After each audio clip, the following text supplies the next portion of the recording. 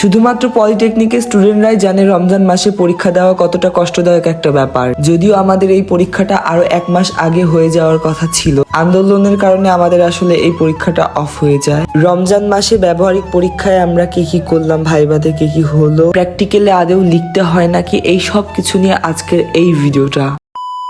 Hey everyone, this is me Ahiro Asir. Welcome back to my another vlog video. তোমরা ইতিমধ্যে জেনে গেছো যে আমাদের পরীক্ষা স্থগিত হওয়ার কারণে এই রমজান মাসে আমাদের ব্যবহারিক পরীক্ষাগুলো হচ্ছে। ব্যবহারিক পরীক্ষাতে মোটামুটি অনেকটাই প্যারা থাকে, অনেক কিছু লিখতে হয়, আবার ভাইবা তো আছেই। সব মিলিয়ে যদি বলা যায় পরীক্ষা মানে এক ধরনের প্যারাই। তারপরে আবার আমাদের মতো ডিপ্লোমা স্টুডেন্ট যারা প্রতিনিয়ত প্রত্যেক মাসে পরীক্ষা বা 2-1 মাস পর পরীক্ষা দিয়েই থাকে। কিছু সংখ্যক মানুষজন আবার আমার কমেন্ট সেকশনে এসে বলবে ডিপ্লোমাতে আবার প্র্যাকটিক্যাল, ডিপ্লোমাতে আবার পড়াশোনা হয় নাকি। আমরা তো জানি ডিপ্লোমা মানে কোন রকম টেনে পাস করা। যত রকম ছোট ভাবে করা যায় তত রকম ভাবে আমার কমেন্ট সেকশনে ভাইয়ারা, আপুরা, পশরা সবাই কমেন্ট করে। তো বলছিলাম যে ভাইয়ারা, আপুরা, তোমরা যদি এতই শিক্ষিত হও তাহলে এডুকেশন সিস্টেম নিয়ে এত কেন তোমাদের মাথা ব্যথা? বারবার তোমরাই কম্পেয়ার করে থাকো পলিটেকনিক আর জেনারেল লাইনের পড়াশোনা। প্রত্যেকটা শিক্ষা কার্যক্রমই উচ্চতর।